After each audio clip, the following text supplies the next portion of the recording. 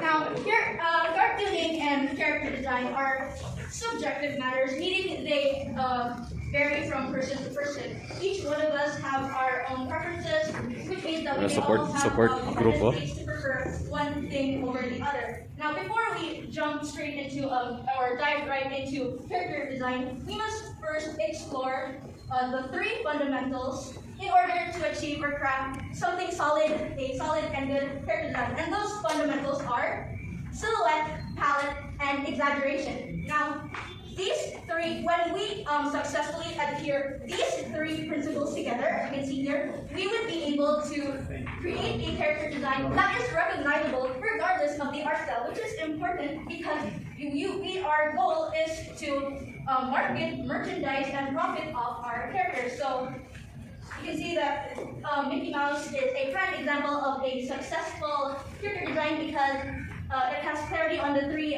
essential fundamentals being silhouette, palette, exaggeration, and that equals to a good character design. The first fundamental being silhouette. So, like I said, this is a subjective matter.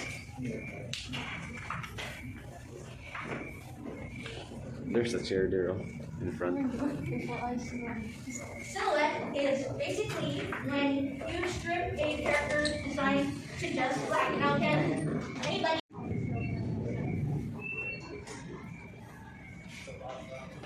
Now, I will be drawing three major shapes that is commonly used to express those shapes.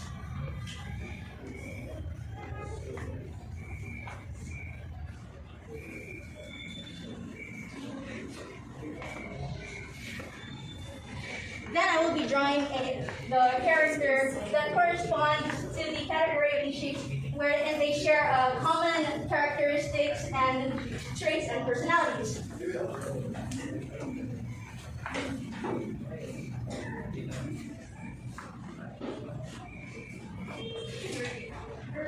Can anybody tell me who this little character is? Correct. Now, I'm going to be showing you a set of characters that share the same distinct traits and characteristics of our beloved Kirby. So, can you guys tell me what do these characters have in common? Yes, what else? Aside from their physical appearance? They all, what sense do they give you? They give you, yes, they give you a sense of friendliness, kindness,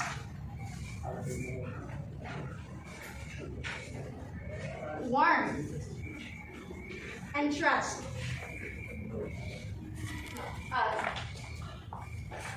Comfort, rather.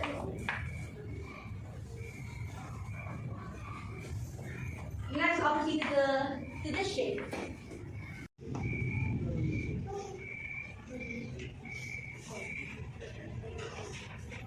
Can anybody tell me who this character is? From which franchise? Okay, correct. Now I'll be showing you yet again, another set of characters that share similar traits and characteristics. What vibe do you get from them? What feeling do you derive from just looking at these characters?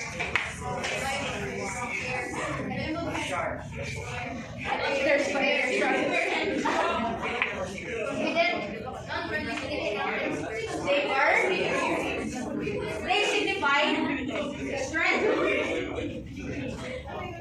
stability, trust, and reliability. Okay, the last but not least shape.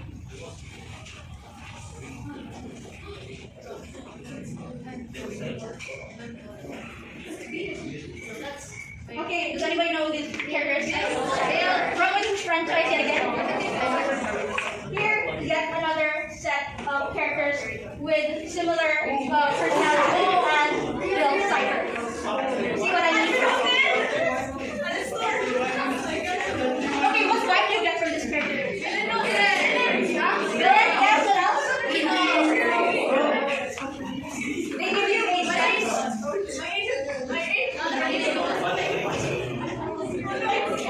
They give you a sense of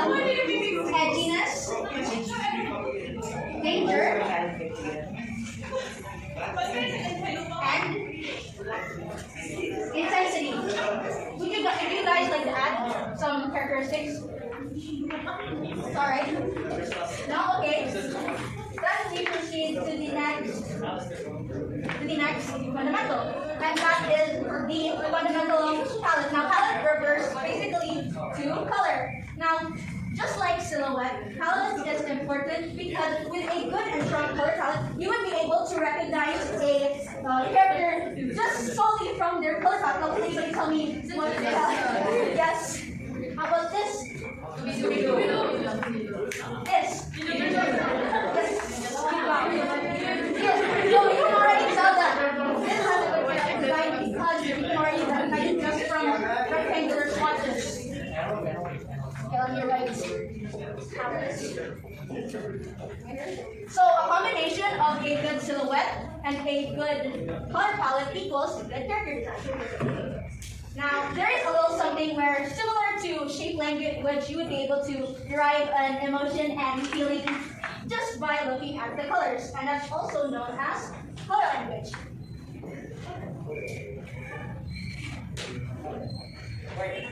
Now, can you tell me what feeling you derive from these characters? Yes. What else? Joy and happiness. This is basically it tells the character's story.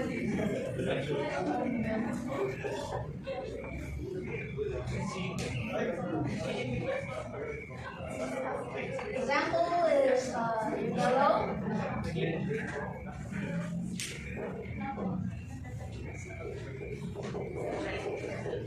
How about this one? If you can get the reference, plus points to you. Nobody knows this character.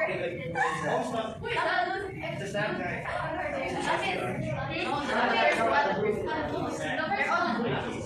yes. Oh, nobody knows? Okay, it's fine. It doesn't hurt at all. Alright, what feeling do you derive from looking at these characters? Yes, basically. It could be calmness or sadness. How about this one? What feeling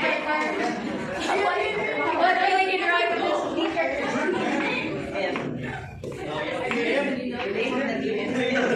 Red could also signify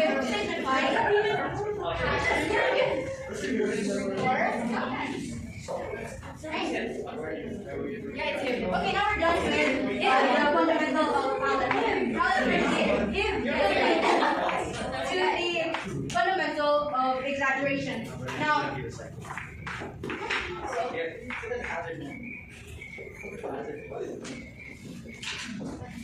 exaggeration refers to pushing proportions further.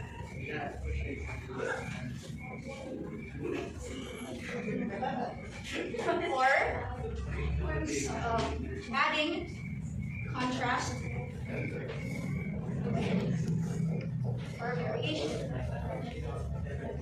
Now, the main idea of exaggeration is to put emphasis on the relatability you derive from, creating artwork. Like, we artists make art for other people to see, and the point of making that art is to intensify the feeling that those people get from looking at your artwork.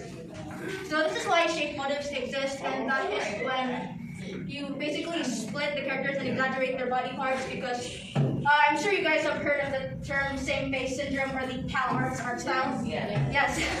So it's better to exaggerate features, especially when it comes to cartooning, because it just appeals more and it makes the character more relatable, instead of just, play on same old body types and same faces. Like, we all have different body types, such as endomorph, ectomorph, mesomorph, etc. Here, this shows exaggeration in features, since if you only stick to one size of when you split a character into three parts, being the head, torso, and the limbs, it kind of gets flat and generic if you don't learn to emphasize those shapes. So that's about it on exaggeration. Now let's, okay. Now there's also a little something called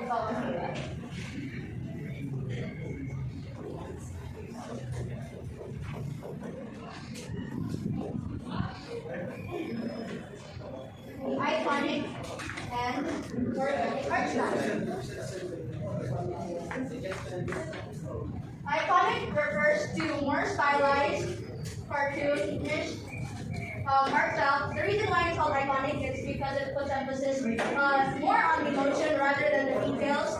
This is also less time-consuming and low cost-effective. That is why it's commonly used in the animation industry. And this is the organic art style, which is something you see mostly in finished artwork. The reason why it's organic is because it has more details. It focuses more on the drawing itself than the emotion. So that's the difference between the two art styles.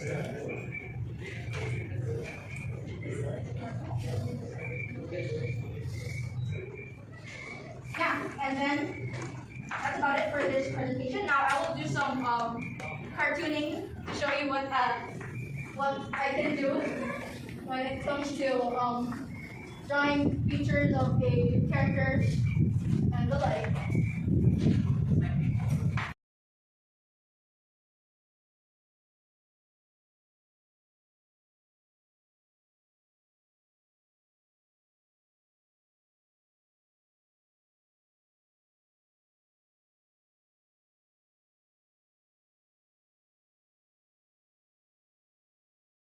Ready? And compress. Compress. Okay, and wait ha.